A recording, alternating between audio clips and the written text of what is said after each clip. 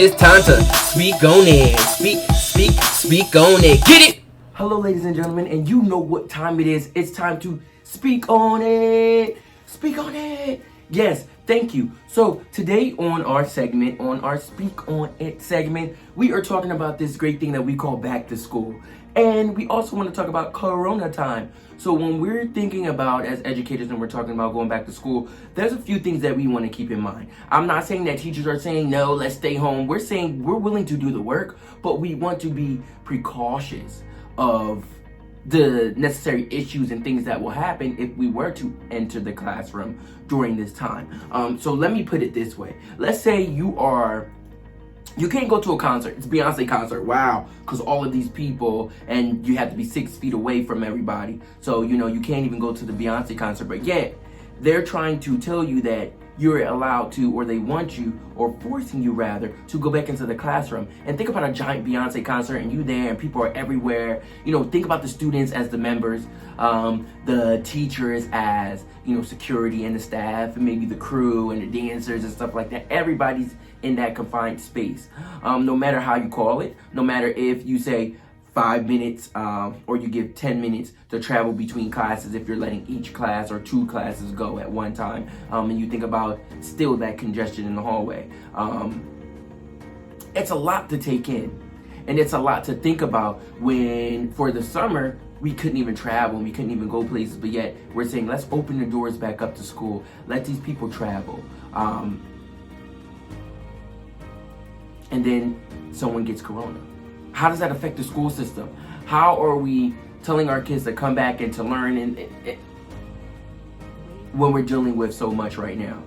I'm all for virtual learning. I'm all for going back into the classroom, but I want to make sure that when I step into that classroom, I don't have to think about bringing it home to my family. I don't have to think about it, one of the kids catching it. That's a hard pill to swallow. And then you think about all the other things, especially when we talk about fall, we talk about flu season and different things like that. That's really what we're thinking about. I'm a futuristic thinker, but I've always have been. So I'm always looking for ways to, okay, if this is going to happen, what would this entail? If this is going to happen, then what? What's your plan B? All right. If this is happening, what are we doing here? How are we jumping over top of that hump, over top of that curve to get to the next level? All right. It's just crazy to think about the world that we live in and the time that we live in and what we saw for 2020, yet what we are actually living in for 2020. It's ridiculous. But as an educator, it makes me think about, and they also said something about, oh, well, maybe we should leave the kids back and have them start fresh in the same year. And to me, it's not the students' fault that Corona is alive and well. They shouldn't have to suffer. They already lost graduation. A lot of people lost proms. A lot of people lost jobs. Parents lost jobs.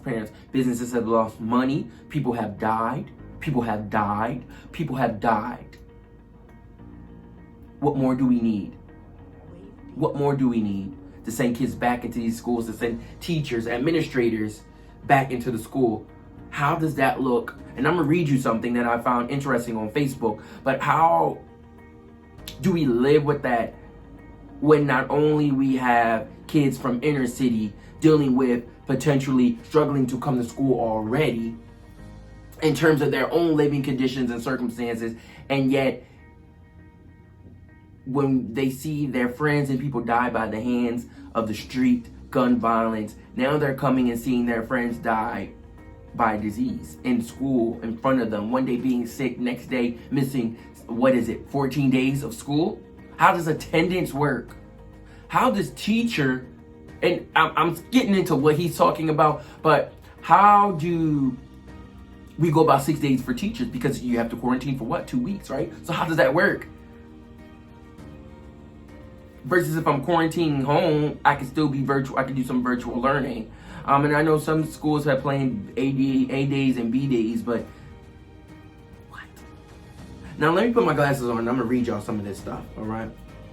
I know y'all like my get up, and I only have my get up on is because, I've been suffering from the non-dress syndrome, all right? And that's basically just saying I have not been dressed for whatever many days since probably March, like a good get up.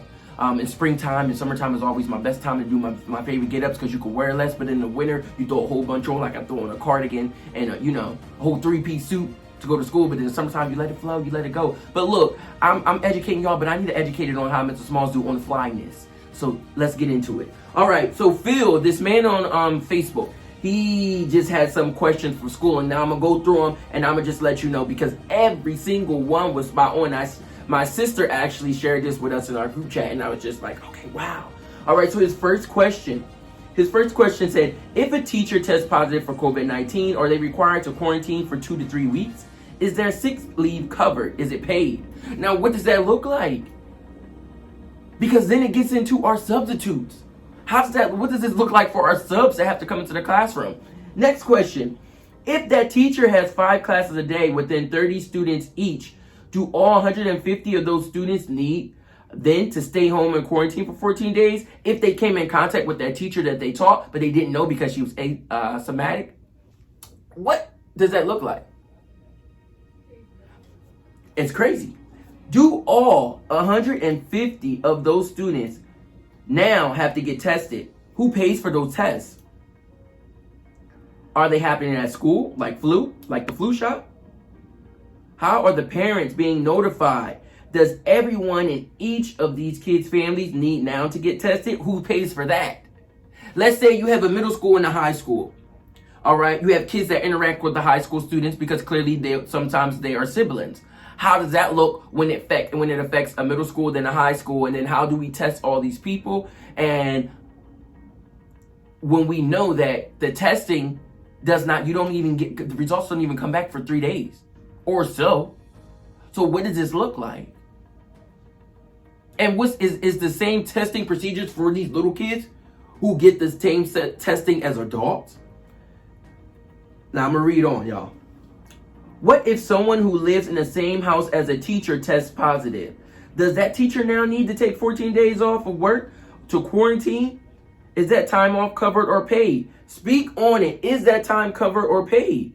Like, that's the main thing. Are they getting paid for their days off? And how does this affect kids' learning if they have to be quarantining at home for this many days? And then what about access to technology? Yet we know that when this whole COVID-19 situation started, there was this giant, many kids don't have access coming to our school and sitting on our steps so that way they can do their schoolwork, so that way they can have access to the internet. How does that look? What are we doing? What if a student in your kid's class tests positive? What if your kid tests positive? Does every other teacher and student they have been around quarantine, do we all need to be notified who's infected and when? So does that mean that we need to be notified? Meaning, such and such has tested positive for corona. Now they have to quarantine. Do we let our other students know that information? Because then we're dealing with bullies. We're dealing with teasing. They had COVID. Blah, blah, blah. We get into this whole issue of, and that's something I could deal with. You know what I mean? That's not a big, you want to bully somebody, there's consequences. We're not going to sit here, in my classroom, there's a non-judgment zone. So you're not going to say anything we would do with LGBTQ, with people who are, not as outspoken as others. We don't deal with it within any other context or any other situation. But that's right. Or do we have to notify other students and their parents that such and such student got it, such and such teacher got it? Like, what are we doing? Or because of HIPAA regulations, are parents and teachers just going to get mysterious? May have been in contact, emails all year long. Such and such may have been in contact with this, but we would prefer this. Like, what type of emails is this going? And is this going to put us in an uproar? Are parents able to sue the school district when their kids get COVID or when they test positive? How do we know where it's coming from? We already don't know. Some people carry it heavy and some people are really light and you can't even tell the symptoms. What are we doing? What are the measures? Because we're talking a lot about going back to school, but we are not speaking on what is actually going to occur when we do. Are we waiting for guinea pigs? Come on now. I talked about it a lot. Are we waiting for guinea pigs? I don't want to be a testing subject. All right? I don't want to go to school and have to find out one of my students got sick, all because of, stepping back into an environment with a whole bunch of people. 6 feet. A lot of people can do that depending on the size of your classroom. What does that look like?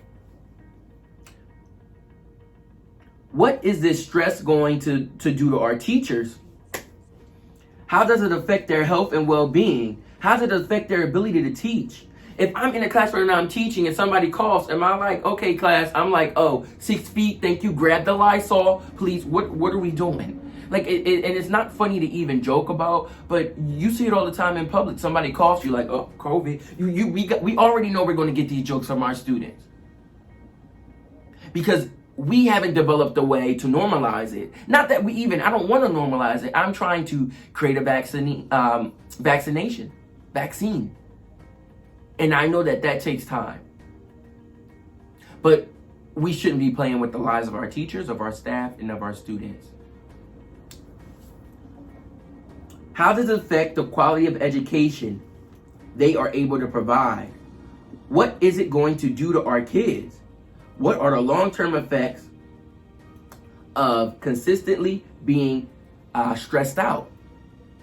It's when we already think about how stressed we are as educators, as teachers, and when we had to do that giant leap to virtual learning in a matter of weeks, not even, some people days. And if you already were not using, because I know I use Google Classroom, but if you were already not doing that, then that's already an issue and already a problem. But what are we doing? What are we doing? How will it affect students and faculty when the first teacher in their school dies from this? The first parent of a student who brought it home? The first kid? How do we deal with death? How do we deal with seeing a student one day and then for 14 days we don't see them and then all of a sudden they turn up? And not just turn up to school, but don't come back. A teacher who does not come back. A staff member who does not come back. A parent. How do we deal with that when we're already trying to educate our kids, but now we have to teach them what it looks like, what death looks like. And if kids are already struggling with that already and seeing it all the time, what are we doing? Is this another curriculum that somebody's making up for us to teach? How many more people are going to die than otherwise would have not if we stayed home and teach? How many people? How many people? How many people? That's the question. How many people is it going to take for us to get our stuff right? I value safety and health. It's important to remember those things when we look at opening them. What are the measures that we're taking? So I ask you this. When we go back into school in the fall, are you ready to risk it all? Because I don't know about you. But I love my life and I love the lives of my students. Even part of their life that they've never even lived yet. But it's my job and my duty to educate them on the greatness of being something great outside of where they come from and where they live. And if we're always projecting about being honest and having open discussions with our people and with our students, then we should be doing it now within ourselves. We can't be silent because this affects us. We can't be silent. This is the world we live in. So speak on it. Peace, love, and so peace. It's